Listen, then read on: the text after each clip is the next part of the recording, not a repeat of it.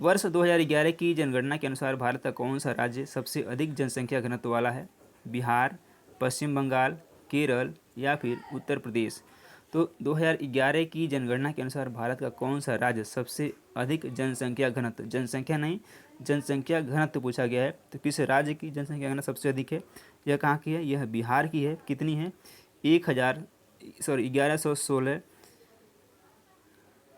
वर्ग प्रति किलोमीटर, यानी कि 1116, यानी कि 1 किलोमीटर में 1116 लोग रहते हैं। उसके बाद आता है पश्चिम बंगाल, फिर केरल, फिर आता है उत्तर प्रदेश 829। भारत में उच्च जीव संरक्षण अधिनियम किस वर्ष पारित किया गया था? यानी कि भारत में वन्य जीव संरक्षण अधिनियम किस वर्ष पारित किया गया था? इंपॉर्टेंट क्वेश्चन है। 1972, 1992, 1974 या फिर 1976? तो यह पारित किया गया था कब? यह पारित किया गया था 1972 में। That means A option correct हो जाएगा।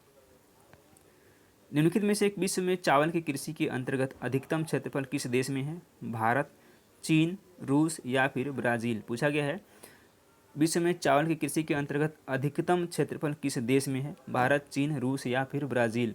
तो ये किस देश में है? यह है भारत में। ए ऑप्शन सही है। फिर से मैच करना है। सूची 1 दिया, सूची 2 एक तरफ दिया है घास के मैदान और दूसरी तरफ दिया उसके क्षेत्र, यानी स्टेपी क्या है? एक प्रकार की घास है और उसका क्षेत्र इस तरफ दिया है सूची 1, ये क्षेत्र है, ये घास स्थल। उत्तरी अमेरिका में कौन सी घास पाई जाती है? तो उत्तरी अमेरिका में पाई जाती है प्रेरी घास के मैदान पाए जाते हैं।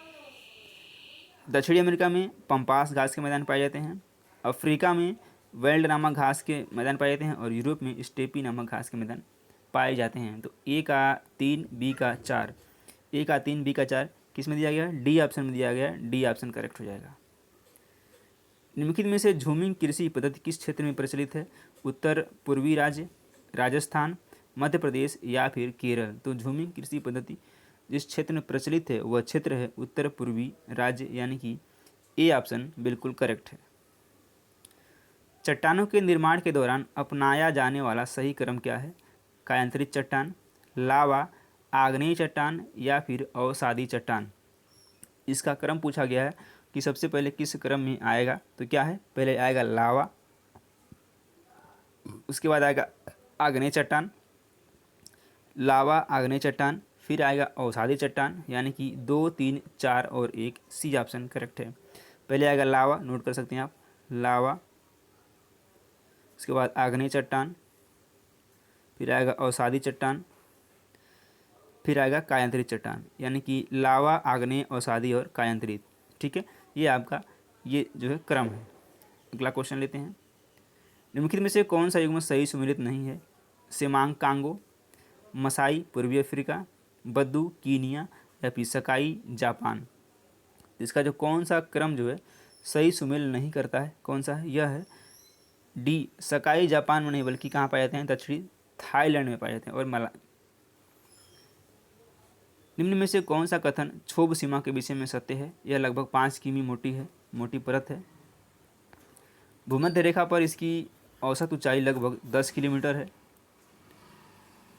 इसकी ऊंचाई में मौसमी परिवर्तन नहीं होता है।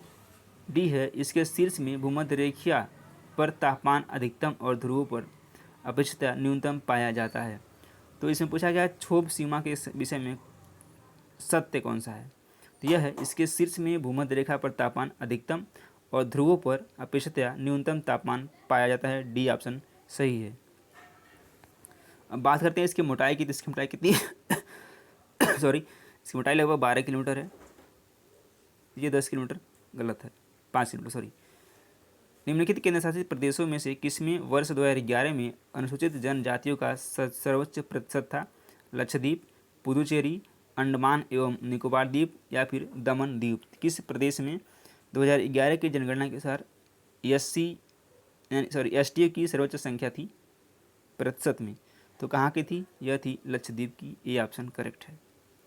वह स्थान जहाँ जीव अथवा जीवों का समुदाय वास करता है कहलाता है पर्यावरण, वायुमंडल, निवास या फिर समाज?